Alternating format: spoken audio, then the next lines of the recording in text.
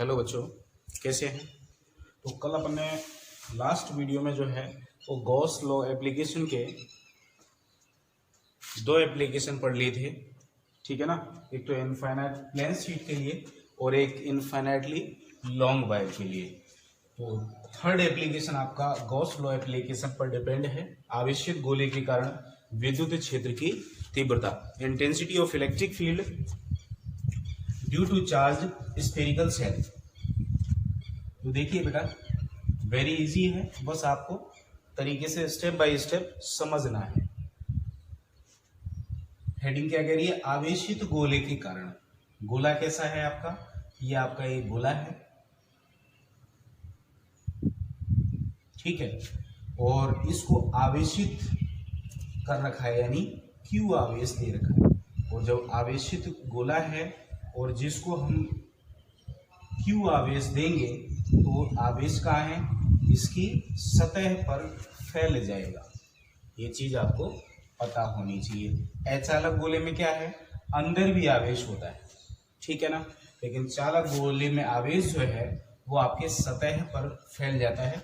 अगले टॉपिक के में अपना अचालक गोले के कारण विद्युत क्षेत्र की तीव्रता निकालेंगे नेक्स्ट वीडियो में। यहाँ अपन देखते हैं आवेशित चालक गोले के कारण, आवेशित चालक गोले के कारण विद्युत क्षेत्र की तीव्रता। तो देखिए बेटा, इस गोले की जो रेडियस है वो आपकी क्या है? कैपिटल आर है। क्या है? कैपिटल आर है। अब इस में अपन गॉस लॉ थ्योरम लगाएंगे तो सीधी सी बात है, एक गॉसीय पृष्ठ होना चाहिए। क्या होना चाहिए? गॉसीय पृष्ठ होना चाहिए। तो हम मान लेते हैं कि अपने को जब बिंदु P, फर्स्ट कंडीशन पर मान लेते हैं कि जब बिंदु P जो है वो आपका बिंदु P बाहर की तरफ स्थित है, बाहर स्थित है, बाहर स्थित है, it means R is greater than R है। स्मॉल r बड़ा है किससे? कैपिटल R से। तो हमने मान लिया कि वो R जो है वो क्या है? पॉइंट P जो है वो बाहर की तरफ स्थित है। तो इस P बाहर स्थित है तो हम P से होता हुआ एक क्या बनाएंगे? गॉसियन सरफेस बनाएंगे, तभी तो विद्युत क्षेत्र की तीव्रता निकल सकती है, अन्यथा तो गॉस थ्योरम अप्लाई नहीं होगी। जब थ्योरम अप्लाई नहीं होगी तो अपन इंटेंसिटी फाइंड नहीं कर सकते। तो यहां से यहां तक के बीच की जो डिस्टेंस है वो आपकी R है। क्या है? R है। अब हम अगली स्टेप में क्या करते हैं कि अपन एक अल्पांश एरिया लेते हैं। क्या है ये? अल्पांश एरिया, एलिमेंट एरिया, अल्पांश क्षेत्रफल ds की कल्पना करते हैं। अल्पांश क्षेत्रफल ds की कल्पना करते हैं तो अपने को एरिया वेक्टर भी चाहिए। Area vector it means perpendicular to the plane surface. तो एरिया वेक्टर यानी ds चाहिए। क्या चाहिए? ds चाहिए, जो कि इस सरफेस के क्या है? परपेंडिकुलर होगा। अब अगली स्टेप में अपन देखते हैं कि चार्ज प्लस Q है। चार्ज क्या है आपका? प्लस Q चार्ज है। इसके कारण जो तीव्रता होगी, जो विद्युत क्षेत्र होगा, उसकी डायरेक्शन भी बेटा यही होगी या और कोई होगी? और नहीं होगी ना, डायरेक्शन भी आपकी यही होगी। तो यहां से अपने को एक चीज देखने को मिल गई कि E और थीटा के बीच जो सिमेट्री है, it means theta is equal to 0 degree है। थीटा E और ds के बीच जो एंगल है वो आपका क्या बन रहा है? 0 डिग्री बन रहा है। अब जब 0 डिग्री बन रहा है तो सीधी सी बात है, फ्लक्स आराम से निकाल लेंगे। Phi is equal to E ds cos theta, और cos थीटा cos 0 की वैल्यू रख देंगे तो आपका E ds आ जाएगा। और ds एलिमेंट एरिया है तो एलिमेंट एरिया यहाँ यहाँ सबको मिला देंगे तो आपका S हो जाएगा। और S जो है इसका पूरे का क्षेत्रफल जो है वो आपका क्या हो जाएगा? पूरे सरफेस का ds is equal to 4 pi r square हो जाएगा। और वहां से यहां अपन रख देंगे क्या? According to Gauss law, Gauss theorem apply कर देंगे तो अपने को क्या निकल के आ जाएगा? इंटेंसिटी ऑफ इलेक्ट्रिक फील्ड निकल के आ जाएगी, विद्युत क्षेत्र की तीव्रता निकल के आ जाएगी। तो आइए देखते हैं, यहां आपका थीटा इज इक्वल टू क्या है? 0 डिग्री। तो वी नो दैट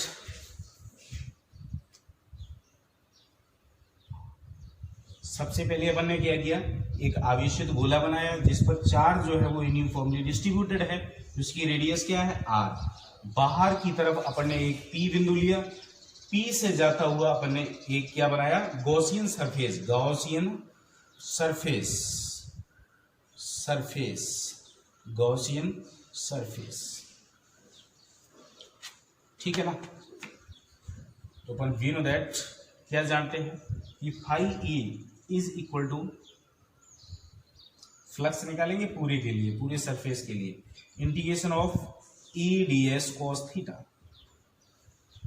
ये फॉर्म जानते हैं अपन, जहां थीटा इज इक्वल टू क्या है, जहां theta is equal to 0 degree है, ई और ds के बीच एंगल देख लो बेटा, symmetry, theta is equal to 0 degree है, तो थीटा जब 0 डिग्री पुट करेंगे तो phi E is equal to क्या निकल कर आ जाएगा, ई को अपन ले लेते हैं बाहर और cos 0 की वैल्यू क्या हो जाएगी, 1 आ जाएगी।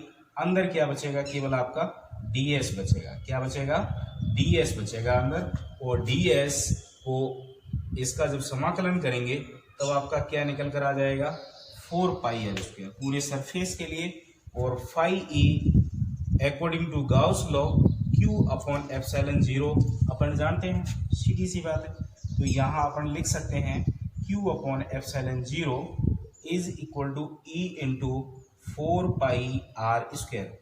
किसके कारण, R रेडियस है तो 4 पाई आर स्क्वायर, बिंदु P पर निकाल रहे हैं तो 4 पाई आर स्क्वायर। यहां से जब अपन क्रॉस मल्टीप्लाई करेंगे किस किस के बीच, Q का 1 के बीच, E 4 पाई आर स्क्वायर का एप्सिलॉन 0 के बीच जब मल्टीप्लाई करेंगे, क्रॉस मल्टीप्लाई, तब स्थिति कुछ इस प्रकार आ जाएगी कि E is equal to 1 upon 4 pi epsilon 0 into Q upon R square, ये निकल कर आ जाएगा। बोलो आ जाएगा नहीं। तो ये आपका रहा वैद्युत क्षेत्र की तीव्रता, कब, जब बिंदु P जो है वो बाहर स्थित है, it means R is greater than R है। वेरी वेरी इंपॉर्टेंट टॉपिक है। सेकंड कंडीशन में क्या होता है, सेकंड कंडीशन होती है कि जब R जो है वो सरफेस पर होता है, यानी R is equal to capital R, it means ये पॉइंट P जो अपन ने यहां लिया था ये यहां पर नहीं है, अब ये यहां से हटकर कहां आ गया, यहां सरफेस पर आ चुका है, सरफेस पर आ गया, it means R is equal to R हो गया। जब R is equal to R हो गया तो इंटेंसिटी ऑफ इलेक्ट्रिक फील्ड क्या हो जाएगा, 1 upon 4 pi epsilon 0 into Q upon R की जगह क्या रख देंगे, कैपिटल R स्क्वायर रख देंगे, ठीक है ना। Next step, R is less than R है, क्या है आपका, R is less than R है। यहां से देख लेते हैं, एक बार इसका स्क्रीनशॉट ले लेते हैं।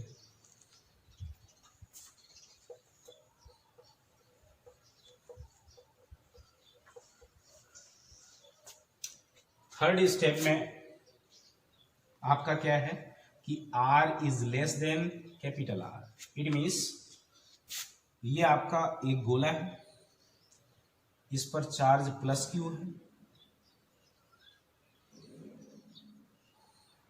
अब R is less than R है, यानी R is less than R, ये तो रहा आपका R।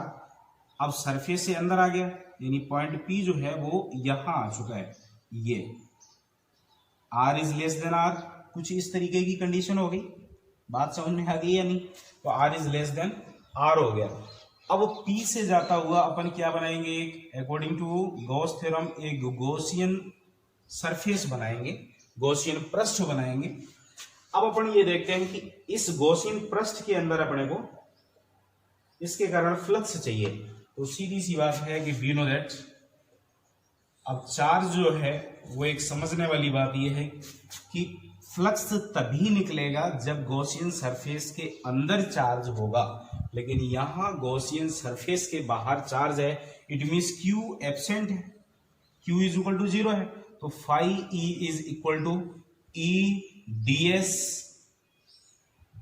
ठीक है ना, phi is equal to E D S cos theta, theta is equal to 0 degree. अपन आगे देखते हैं तो सिमेट्री अपने को मिल जाती है, तो Q upon epsilon 0 is equal to E into 4πr²।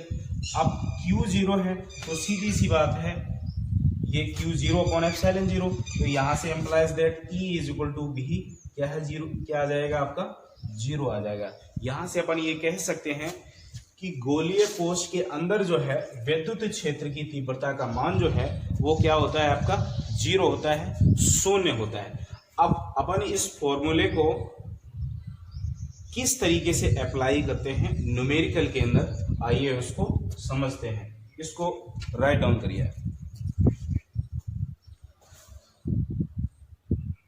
देखिए क्वेश्चन के रूप में अपन इसको किस तरीके से अप्लाई करते हैं। क्वेश्चन कह रहा है कि आपका एक गोलीय कोश की त्रिज्या 0.0 मीटर और इसकी सतह पर 10 कूलाम का आवेश समान रूप से वितरित है। गोले के केंद्र से 0.04 मीटर की दूरी पर तथा गोले के केंद्र पर विद्युत क्षेत्र की तीव्रता ज्ञात कीजिए। गोले के केंद्र से 10 मीटर की दूरी पर, यानी जहां बाहरी सतह पर बिंदु P स्थित होता है वहां पर intensity of electric field find करना है। E is equal to 1/4πε0 Q/r², ये निकालना है। दूसरी कंडीशन है कि गोले के केंद्र पर विद्युत क्षेत्र की तीव्रता, तो अभी अपन ने किया है कि गोले के केंद्र पर विद्युत क्षेत्र की तीव्रता, गोले के केंद्र पर विद्युत क्षेत्र की तीव्रता, एक गॉसियन पृष्ठ लेते हैं तो चार्ज तो आपका बेटा पृष्ठ के बाहर होता है सरफेस पर, अंदर तो चार्ज है नहीं, तो Q इज इक्वल टू 0 है। अब जब Q इज इक्वल टू 0 है तो E इज इक्वल टू भी आपका 0 हो जाएगा। ठीक है, तो देखते हैं क्या क्या अपने को गिवन है। तो गिवन दैट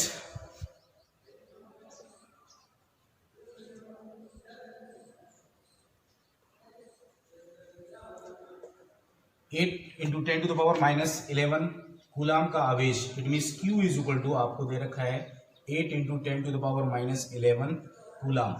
गोले के केंद्र से 0.04 मीटर की दूरी पर, it means R is equal to 0.04 metre. गोले के केंद्र पर विद्युत क्षेत्र यानी E इज इक्वल टू फाइंड करना है अपने को, कहा गोले के केंद्र से 10 मीटर की दूरी पर। और फिर सेकेंड पॉइंट गोले के केंद्र पर, तो सीधे से निकाल लेते हैं केस फर्स्ट। तो केस फर्स्ट, जब बिंदु P जो है, जब बिंदु P बाहर स्थित है, कहाँ स्थित है, बाहर स्थित है, इट मीन्स ये चार्ज तो अपने को गिवन है कि Q इज इक्वल टू 8 × 10⁻11 और P यहाँ है, यहां से सेंटर से यहां तक के बीच का जो डिस्टेंस है वो आपका 0.04 मीटर है। ठीक है, तो E इज इक्वल टू क्या फॉर्मूला होता है 1/4πε0 Q/r²। तो इसको अपन, इसकी वैल्यू कूलम्ब्स लॉ में आपने पढ़ी थी, 9 × 10⁹ Q 8 × 10⁻11 upon 0.04, it means 2 times इसको पुट कर लेते हैं 0.04। ठीक है, तो सबसे पहले किसको सॉल्व करते हैं, पावर को सॉल्व कर लेते हैं। तो माइनस, तो वो यहां से पॉइंट हटाएंगे 1 2 3 4, तो 1 2 3 4 इट मीन्स पावर कितना ऊपर चला जाएगा 4, 9 4 9 4 13, 13 11 2 बचा, तो 9 × 10⁻2 × 8 अपॉन 4 × 4, 4 2 × 8, 2 2 × 4 यानी 9/2, तो 9/2 9 का आधा 4.5 इंटू पावर कितना बचा 10⁻2 वोल्ट पर मीटर या न्यूटन पर कूलम, F/Q। सेकेंड केस में गोले के केंद्र पर तीव्रता, तो गोले के केंद्र पर तीव्रता E is equal to 0, because क्योंकि Q क्या होता है 0 होता है, Q की वैल्यू आपकी 0 है, तो आपका इंटेंसिटी ऑफ इलेक्ट्रिक फील्ड जो है वो भी आपका 0 आ जाएगा। तो चैनल को सब्सक्राइब कीजिए, लाइक कीजिए, शेयर कीजिए। Thank you.